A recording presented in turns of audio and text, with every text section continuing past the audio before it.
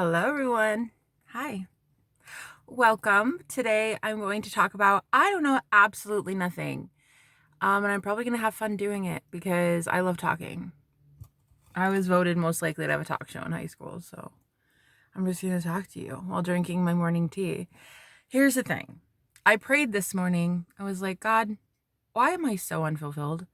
I feel so unfulfilled. I was like, it's strange because I actually love what I'm doing. I do what I love. I help people in the way that I thought I was supposed to help people, but I'm like, man, it's like my soul is just yearning for something more, and it never had before. Like my soul lately feels to be on fire for something, and I can't figure out what the freak it is. So, um here I am coming out here to figure out what it is with you. So, after I prayed, I meditated and I kept hearing testimony, testimony, testimony so loud, just repeatedly. And I'm like, no, anything but that. No, there's gotta be something else. Just tell me to do something else. So I'm out here being obedient, trying to share my testimony and how God worked in my life. Um, and I have no idea where it's gonna go. I mean, there's so many things I could talk about. I don't know. I don't know what God is gonna do, but I know it's gonna be good, whatever it is. So anyway, I just saw a bumper sticker that said blessed. That's so cute. I really do feel blessed, but I just feel unfulfilled. It's really hard to stay in the attitude of gratitude and to stay in blessed mode when you actually feel like your soul is missing. Like there's something within your soul missing, you know? And it's not something that I can like replace in a man or food or alcohol. It's nothing like that. It's something I have to do. It's something I have to be. It's something I have to say. It's something like that. I'm not sure what it is yet, but it's something like that. So I'm just gonna do it. I'm gonna do it. I'm out here sitting in my car with my tea, and I'm just gonna absolutely wing it. Yesterday I did a live stream. It was one of the most liberating live streams of my life. It was just like it was all about me for the first time. Normally, I devote all of my readings to pick a cards or channeled messages for the collective or twin flames or whatever, but this is like it was so liberating because it was only about me, and I felt like, I don't know, kind of a narcissist for about 3 hours. Yeah, no, it was 3 hours of me just talking about myself. But it was so liberating and it was so fun. I'm like, "Okay, I'm gonna start doing this more often." I love talking about me. Um, it's like I just remember my whole life being around narcissists, and I'm like, I never want to be like that. I don't want to only be about me, you know? So I devoted my entire life so far, well, my adult life in my business anyway, to being all about other people, which is great. That's fun, but not really. It's really not. It's really not. People don't even get to know you. And then also too, the relationships that I form, like, yeah, no, that's not really that fun because people don't ever get to know me. I always ask them, like, okay, so like, what's your favorite color? Like, what do you like to do? Like, if it was a Friday night right now, like, what would you love to do? Instead of me just asserting myself and being like, oh my God, let's go bowling, you know, because I love bowling. Who doesn't? So I don't know. I guess I at this point I have to start being a little selfish, and I guess that means talking about myself, which, you know, you would think with the title of the channel named Jenna, it wouldn't be a big deal to talk about myself. But it kind of is, because I was programmed just like the rest of us that, always put other people's needs ahead of your own, always talk about others first, always greet others first, ask how they're doing, ask, what can I do for you? And it's like, as much as that's great because, it made me feel like a good person. I'm looking back at my life now and I'm like, wow, am I a good person? I don't know. I don't know. What were my motives in doing any of that? Um, was it to be liked?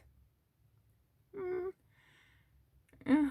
Was it to survive, and make a business to, sustain myself? Yeah. Yep, that was a big one. But mainly it was I really didn't want to come across as selfish or narcissistic or greedy or like self-absorbed, because as a kid, I would be told, like, okay, children are meant to be seen, not heard. Shut up, Jenna. You talk so damn much. Just stop talking. So I just stop talking. And I started talking about everybody else. And I'm like, but listen, I got some cool shit to share, though. I have a really cool story. I really do.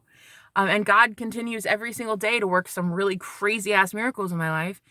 And I'm like, I kind of want to talk now. Can I talk? Thanks. So, that's what I'm going to do.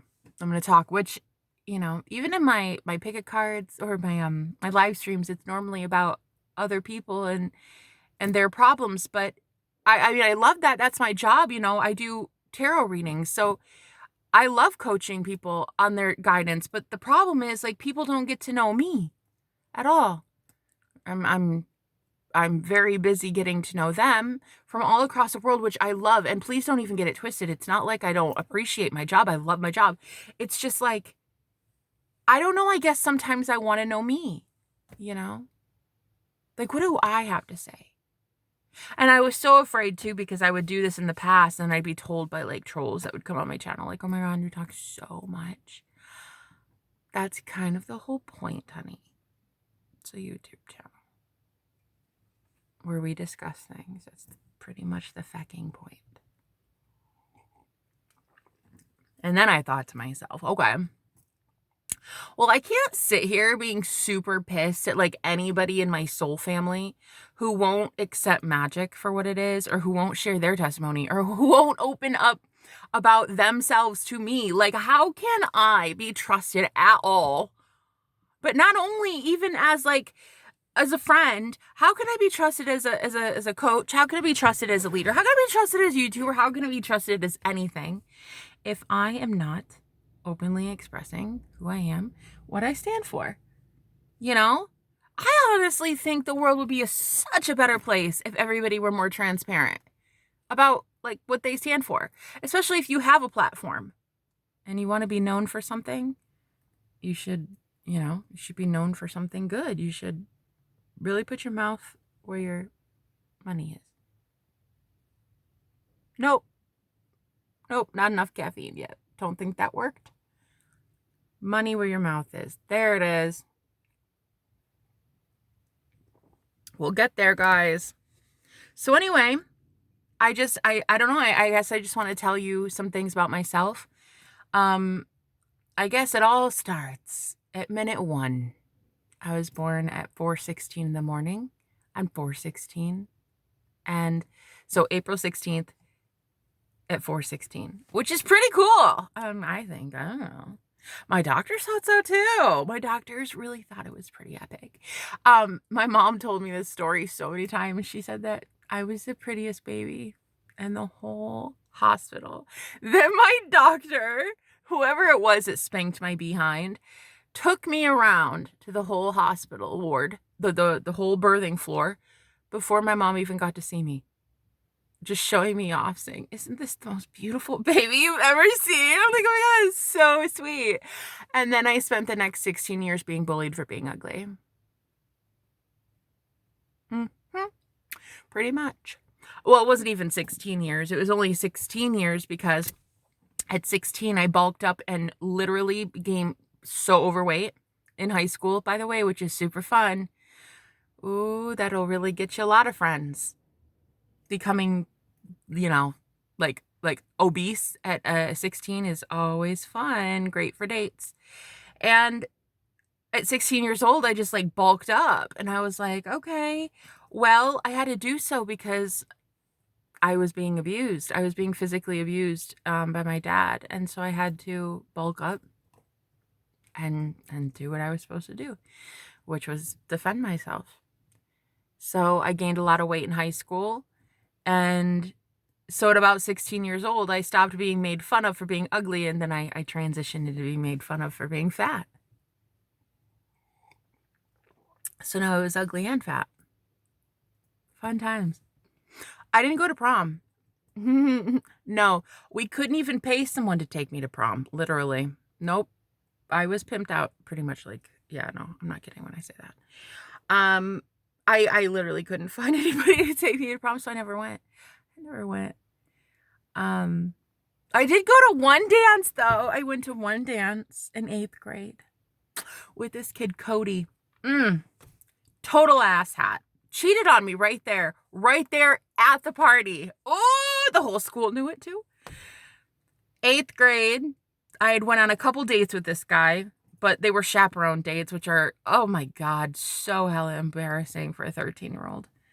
Anyway, as if I wasn't already embarrassing with like zits and like I was already overweight and, you know, just going through puberty. And then this kid, he's so cute. Everybody likes him. He's popular. So I was like, what the hell? You're popular and you're asking me to the Halloween dance? Okay. Well, what's the catch? Well, the catch is that he's a dick. But I was like, nah, it's fine. It's all right. Let's go.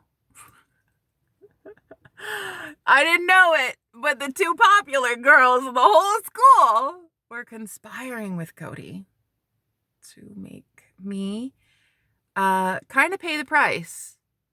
And it was basically, it's like Mean Girls, only in real life. Yeah. Oh, it was horrible. It was horrible. I get there and it's about, I don't know, 9 o'clock at night or something. And the party only lasts, I think, 3 hours. So it's not really like that big of a deal that it was that late. But I get there and I walk in. Everybody's like standing because we're 13. We're not dancing. None of us are dancing. We're all trying to avoid the opposite sex. So I get there and there's like this lounge area. There's like these chairs, recliners, like a sofa. It was like this apartment complex. It was like a clubhouse. Yeah, a clubhouse that they were hosting it at anyway. And it was chaperoned with all these super stuffy, boring adults. And I see Cody. And I'm like, of course, trying to avoid him like the plague, because you do not go into a party talking to a boy. No, you don't do that, honey. That's not how you do it.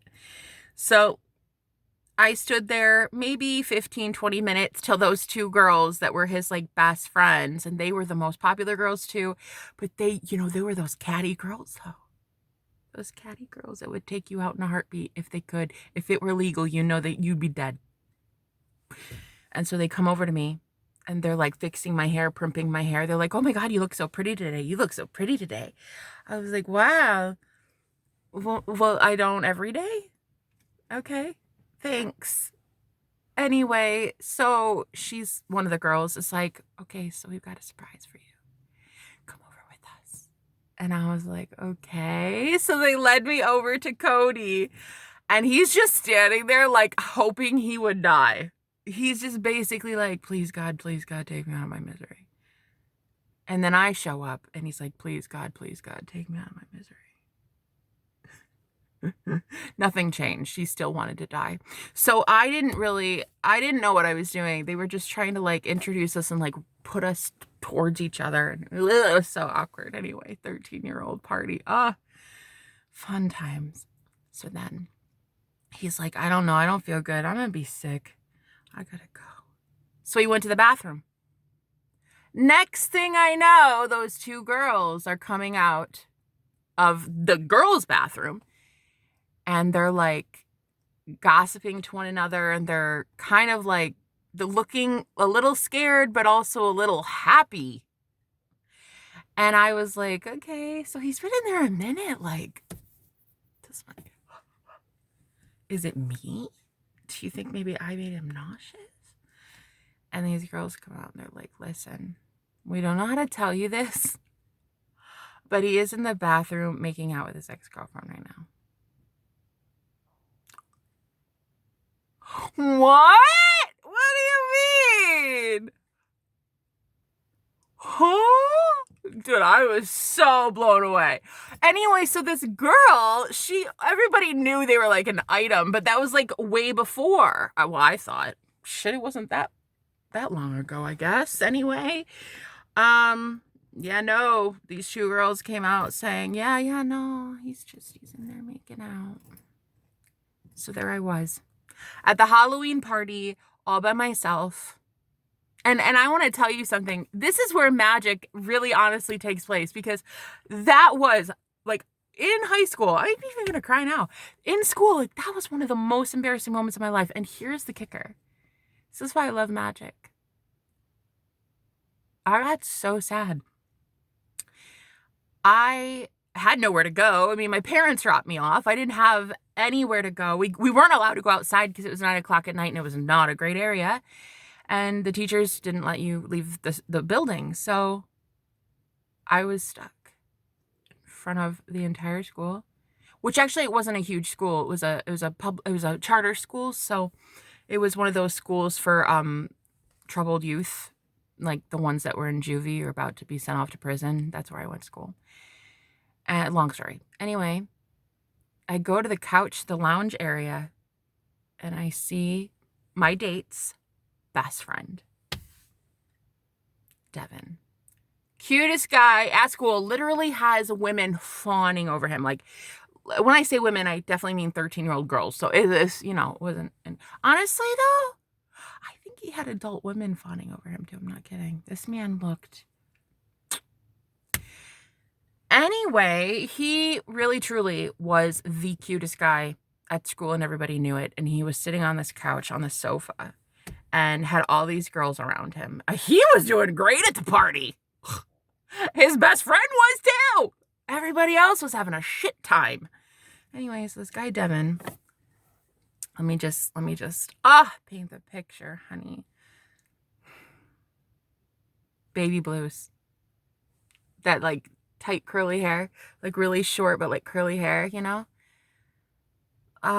just like the most beautiful caramel skin you've ever seen in your life. And just anyway, I sat there on the couch next to these girls crying, of course, because I'm 13 at a Halloween party.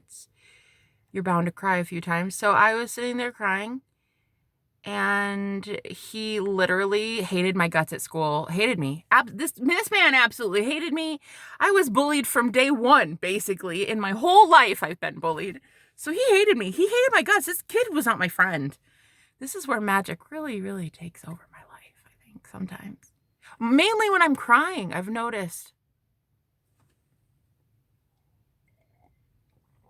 So I'm sitting there crying because, the whole school knows that the guy I was here with, and it wasn't even the first date. This wasn't even our first date. This was our second or third date. Like, the whole school just now knows that he made out with his ex-girlfriend right in front of me, right in front of the whole school. Yeah, in the bathroom, in the men's bathroom. That's nasty. Anyway, Devin looks up for about 2.2 seconds from all these girls. He literally, when I say girls, there were at least 3 or 4 girls over there talking to him. And he's like, "What's wrong with you? What's wrong?" And I was like, I don't know. I'm fine. I'm fine. I'll be all right. Just give me a few minutes, And he's like, no, something's not right. Something's not right. So he literally asked the girls, "Can I scoot over, please? Can I move over there? Thank you." Jenna's crying. Thank you. So he scooches down the couch, the sofa. It's like a long sofa. He scooches down. He asks the girls to move the other side. He moves closer to me. I'm on the recliner next to the sofa. And he's like, "No, what's wrong?" I'm like, "Well, your best friend is in the bathroom right now making out with his ex." And he just, like, the look on his face, it was so weird. It was almost like for 2.2 seconds that kid cared about me. It was really strange. Really strange. Now that I think about it, like, looking back, he was so disappointed in his friend. Turns out, yeah, we actually became pretty okay friends. He had, like, this really cool, seductive charm that I liked, and he bullied me, so which, he bullied me in public, but really when it came down to it, in private moments, he wouldn't bully me at all.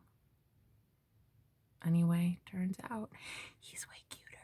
He's so much cuter than his friend. And so much nicer, too, even though he's a bully. He was a bully, yeah. He was a bully, but look, you gotta look the part, okay? You can't, that's the thing. He couldn't, I guess, like, get away with being kind to the fat girl. Just couldn't happen. Just couldn't happen. So he bullied me. But yeah, on that couch, he didn't, though.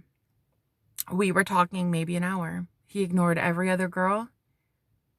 And he literally talked me off a cliff, basically. He was like, I can't believe that would happen. Man, I expected better. I can't believe that. I thought they were broken up and all this stuff, and I'm like 13 years old. And he's like the first boy that ever really cared about me at all. And turns out he had a heart and nobody knew it. Nobody knew it but me, really. And so, anyway, let's just say, I broke up with Cody like the very next day. Anyway, so to add insult to injury, after I'm having an amazing time with Prince Charming at the ball, the odd Prince Charming that I was not supposed to be with at all, actually. Nah, he came here with his own posse. I wasn't at all convinced that he would ever talk to me. So imagine my shock when, after an hour of him calming me down and me actually starting to like this guy, my parents show up an hour early, right? Because it's like there was plenty of time for the party to exist with me there, but thankfully they kind of took me out of my misery. But they didn't take me out of my misery. They kind of added insult to injury, and the girls, the popular girls, yeah, they came rushing over to me right in front of this guy, Devin, right in front of him. So your mom's here. Really? Yeah, and your dad too. Yes. Yes, I'm sure they are. Okay. Eyes twitching right now, actually, as I speak about it. Yeah, they're here to pick you up. In front of the whole school. I was the only one to have their chaperones come pick them up an hour early.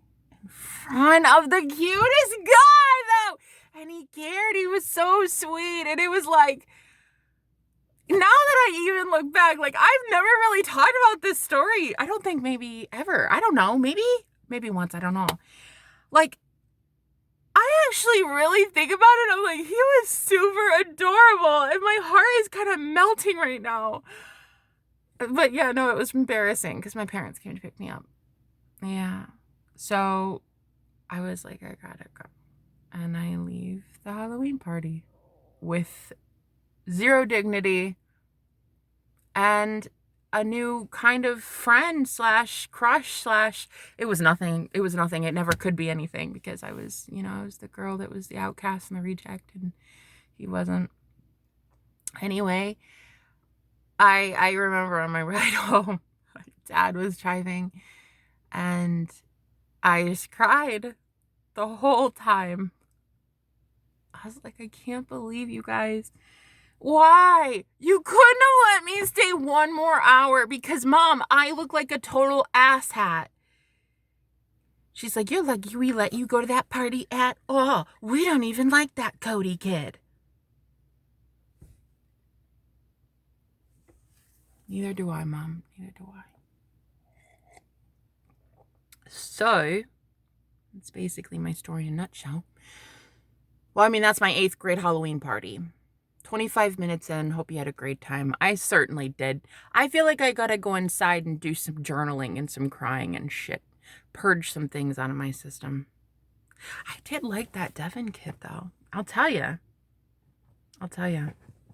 Another story. Well, this one's a little bit more embarrassing, and I don't really have time on my phone for recording for this one, but he was the only boy that like wanted to get to know me in 8th grade. Like he had this bad boy charm. That's why everybody liked him. He literally was in juvie, I think, at one point or something, because like he had this bad boy image to live up to, and he really did do that quite well. Yeah, no, really. He had a great time at that. And he was the only one that like, I don't know, bullied me. Yet we both knew that it really wasn't bullying, you know? It's like having to keep up appearances. To stay in the cool group, you gotta like hate the fat girl, and you gotta like bully the drama geek and the choir nerd, and you have to, because I guess that's like somehow the only way for you to be cool is to bully people. That's irony, guys. That's sarcasm. Please don't bully people. Anyway, he actually was very cute. And now that I look back at my story, I'm like, in a weird, odd way, this is like the ugly duckling meeting a totally different prince at the ball. It really kind of is, though. And then my chariot showed up, the whole pumpkin. I had to be home by midnight, and it's kind of cool. I never really thought about it until now. It's kind of cool. It's kind of like a little, 8th grade fairy tale / horror story. But I will say, I'm kind of glad I avoided prom, because if 8th grade Halloween dance was anything to show for how all of my moments with opposite sex would be, there's no way I would have done well at the prom. There's no way. I probably, and the universe, saved myself public humiliation at 17. So I'm glad. No, I am. I'm glad I didn't go.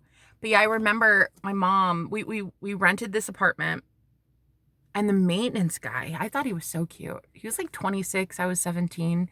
So, that's illegal. But anyway, my mom, this was back in the day, guys. This was like 50 years ago when it was cool to do this kind of stuff. I'm giving my age away, 55. Anyway, I actually was so into this guy that like on my walk home from the bus, like I would get off the bus, yes, at 17, also a nerd thing. You at 17, if you don't have a car and you're riding on the bus, oh God, that's a whole nother story anyway. So I get to this apartment complex, right? And I get off the bus, and then I walk to my apartment. But every day, it's almost like magic. Almost like I was manifesting it and I didn't even know it. I was manifesting this guy on his like golf cart thing, because that's like how maintenance used to get around the complex. And I would just manifest, I guess. I didn't know that manifestation was real. I was doing it. And I would manifest at like 3:00 every day, like him riding past me, honking the horn and just waving, right? So I was like, he had no idea I was really into him. He had no idea. He was so cute. And so my mom, she knew, duh. I mean, she's a mom. Moms know everything. So one day he comes over to fix the dishwasher, or the fucking, I don't know, something. He comes to fix something. And she's like, hey, psst, hi, sir. I know you don't know us from Adam, really, but my daughter here, she has a crush on you. And I was curious. She has prom coming up. She'd love to take a prom date. Is there a way we could make this work? Yes, that happened. That 100% happened. Not yes, he said yes. Oh, hell no. He looked at her like she had 3 heads and said, I'm sorry, no, nope. I'm sorry, ma'am. No. There was me in the kitchen, white as a ghost, just looking at my mom basically pimp her daughter out. And I basically had to be like, yeah, no, it's cool. I didn't want you anyway. When really it broke my heart. I was sitting there with a broken dishwasher, already heartbroken because you know that I had to do the dishes. And there it was, my crush saying, oh no. No. Oh no, no. No. You mean high school prom? No. I'm sorry. Nope. He basically was telling us telepathically that shit's illegal. I don't know. It's just a dance. It's pretty innocent. I doubt anything would have ever happened. I mean, nothing would have happened, but he was like, no, no, I'm so sorry. No.